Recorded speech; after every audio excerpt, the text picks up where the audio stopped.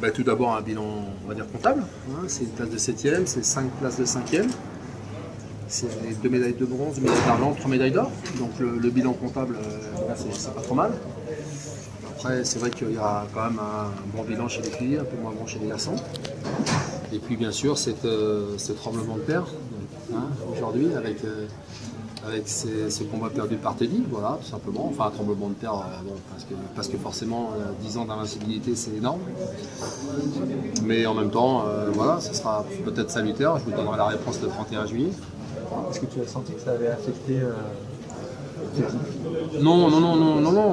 Chacun dans sa compétition. Je le rappelle, l'équipe de France est une seule équipe de France, mais après, vous savez, il y a 14 catégories, chacun est concentré sur ce qu'il a à faire. Chacun dans sa catégorie, chacun avec ses objectifs. Voilà, donc tout le monde est bien resté concentré. Dans les catégories où il y avait beaucoup de concurrence, est-ce que la hiérarchie s'est un peu clarifiée? Oui, forcément un petit peu. Hein. Vous pensez peut-être notamment aux 78 kg. C'est vrai qu'on avait trois extraordinaires championnes en début de journée sur la ligne de départ. Elles sont pratiquement toutes les trois à l'arrivée. Hein. Mais la championne du monde en titre, la patronne de la catégorie, sur le papier en tout cas, a dit voilà, je suis là, je suis bien là. Alors elle avait une fin d'année un peu difficile, elle était fatiguée au Master. Le Master qui avait remporté de manière très très brillante d'ailleurs Fanny Estelle-Posvit contre Audrey Chemieux en finale. Et là, la patronne, la championne du monde, a dit aujourd'hui je suis là. Elle l'a montré de fort belle façon, notamment en battant d'abord en demi-finale Audrey, et ensuite en finale de manière un peu plus tactique Fanny.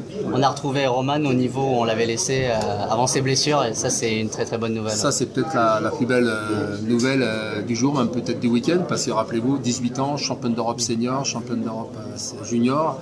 Et puis malheureusement une blessure à l'épaule, une blessure au genou, l'ont écarté des tatamis pendant pratiquement 2 ans. Et moi je tiens vraiment à la saluer le courage et la force de caractère de Romane. À 18 ans, être écartée pendant 2 ans des tatamis alors qu'elle est une passionnée de judo, vous avez envie d'être une championne. Elle n'a jamais perdu le moral, elle était toujours souriante, très très engagée dans sa rééducation. Et voilà, et puis elle reprend évidemment le fil de son histoire pratiquement là où elle l'a laissé, en gagnant déjà il y a 15 jours à Tel Aviv, en gagnant tous ses combats par Ippon, puis aujourd'hui en faisant une magnifique démonstration. Donc moi je suis très très heureux de la voir revenir à ce niveau. Teddy, tu vas lui rappeler jusqu'au 31 juillet, ce 9 février 2020? Non, je pense que je ne vais pas avoir besoin de ça. Mais simplement, voilà, Teddy, c'est un immense champion, 10 ans d'invincibilité.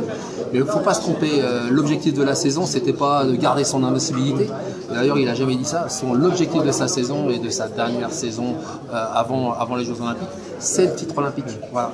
Donc, si ça doit passer par une défaite pour vraiment, en tout cas, leur motiver, pas leur motiver parce qu'il est motivé, mais plutôt le réengager encore un peu plus fort dans cette recherche de médaille d'or, tant mieux. Est-ce que tu crois que ces pauses à répétition qu'il fait, ces grandes pauses où il fait des coupures après ses championnats du monde, ben là, à 31 ans, ça paye un peu? Chaque Olympiade est différente. Le Teddy de 2012, celui de 2016 et celui de 2020, c'est 3 Teddy différents. Donc forcément, il y a une approche qui est différente. Mais moi, j'aimerais rappeler quand même que ce qu'a fait Teddy, personne n'a fait. Donc avec Teddy, on est toujours sorti des sentiers battus. On peut dire, est-ce que c'est possible? Avec Teddy, je dirais, l'impossible est devenu possible. Donc voilà, donc moi je sais que c'est possible qu'il soit à nouveau une 3e fois champion. C'était le signal d'alerte comme quoi il faut tout reconcentrer sur le judo, sur la fin, là, sur la dernière ligne droite. C'est un petit rappel à l'ordre, effectivement.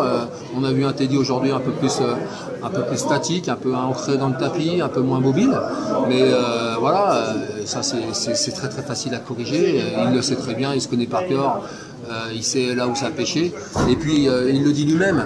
Bon, il n'a pas perdu contre un monstre, quelqu'un de beaucoup plus fort que lui. Et c'est une petite erreur. Voilà, il lance un Uchimata, il ne le tient pas assez proche. Le japonais de manière d'ailleurs très très habile, c'est un beau mouvement.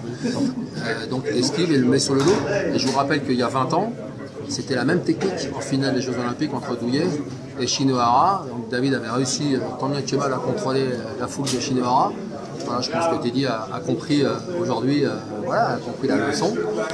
Et comme c'est un grand champion et quelqu'un de très intelligent, je sais qu'il va corriger rapidement le problème. Merci Stéphane. Merci Stéphane. Merci.